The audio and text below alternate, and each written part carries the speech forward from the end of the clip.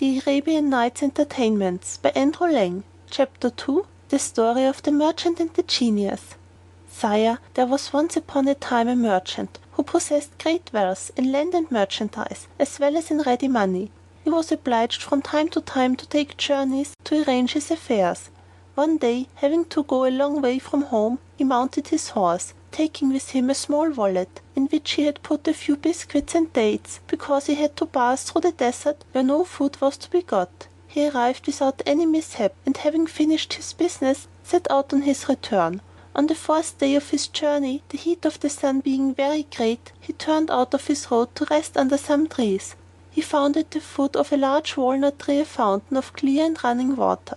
He dismounted, fastened his horse to a branch of the tree, and sat by the fountain, after having taken from his wallet some of his dates and his biscuits.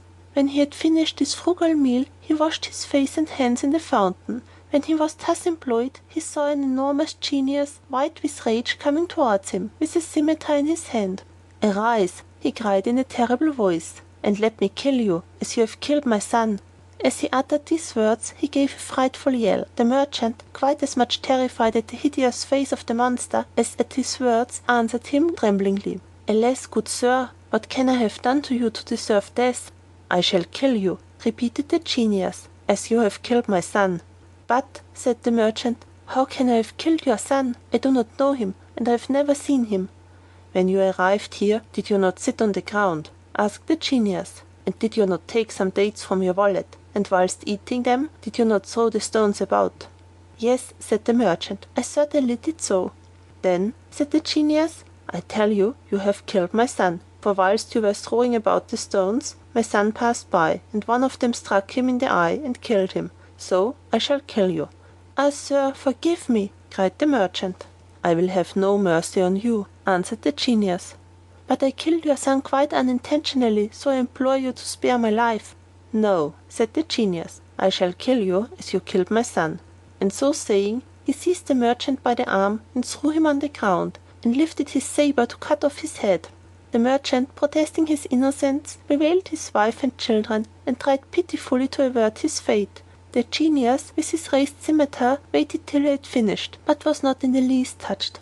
Scheherazade, at this point, seeing that it was day, and knowing that the Sultan always arose very early to attend the council, stopped talking. "Indeed, sister," said Dinarzade, "this is a wonderful story." "The rest is still more wonderful," replied Scheherazade, "and you would say so if the Sultan would allow me to live another day, and would give me leave to tell it to you the next night."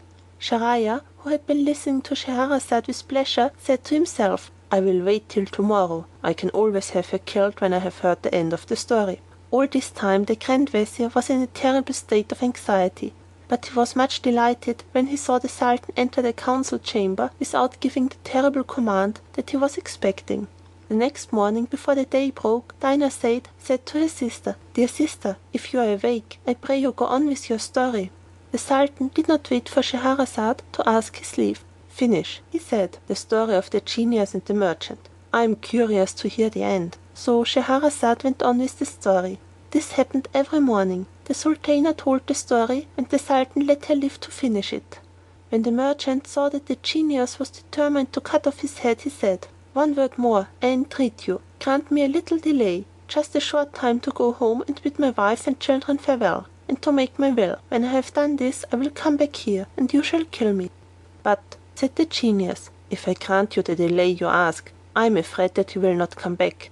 "I give you my word of honor," answered the merchant, "that I will come back without fail."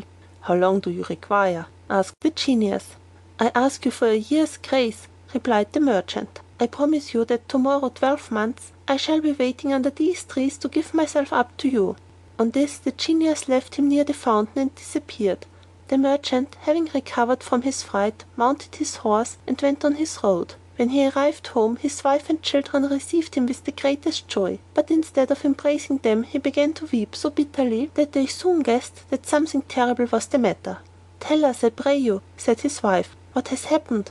"Alas," answered the husband, "I have only a year to live." And he told them what had passed between him and the genius, and how he had given his word to return at the end of the year to be killed. When they heard this sad news, they were in despair and wept much.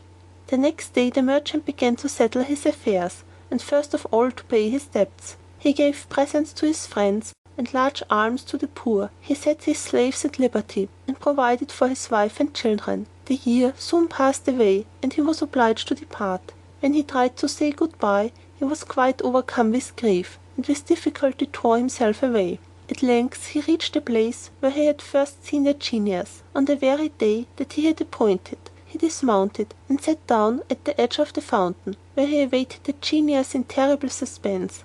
Whilst he was thus waiting, an old man leading a hind came towards him. They greeted one another, and then the old man said to him, "May I ask, brother, what brought you to this desert place, where there are so many evil genii about? To see these beautiful trees, one would imagine it was inhabited, but it is a dangerous place to stop long in."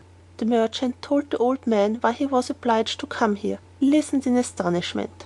"This is a marvellous affair. I should like to be witness of your interview with the genius." So saying, he sat down by the merchant.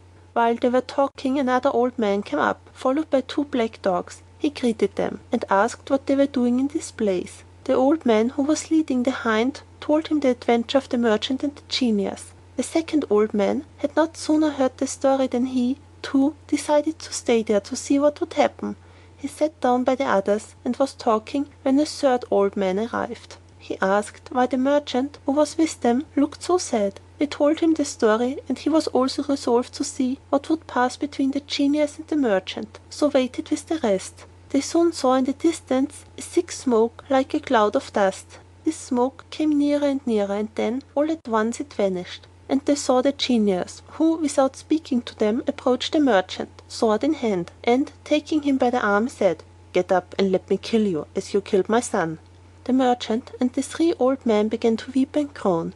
Then the old man leading the hind threw himself at the monster's feet and said, "Oh, Prince of the Genii, I beg of you to stay your fury and to listen to me. I am going to tell you my story, and that of the hind I have with me, and if you find it more marvellous than that of the merchant whom you are about to kill, I hope that you will do away with a third part of his punishment."